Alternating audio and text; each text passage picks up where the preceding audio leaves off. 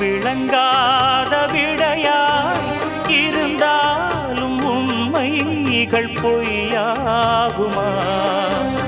என்னை கண்டு அச்சம் கொள்ள தேவையில்லையே, வேலி மீது குற்றம் சொன்ன தோட்டமில்லையே. நண்பன் என்று என்னை ஏக்கும் நாள் வரும், அந்த நாள் வரும். எங்கிருந்தோ இளங்குயிலின் இன்னிசை கேட்டு கண் விழித்தேன். நினைவு அலைகள் மனதில் எழும்பும் நேரம் தட்டிவிட்டேன்.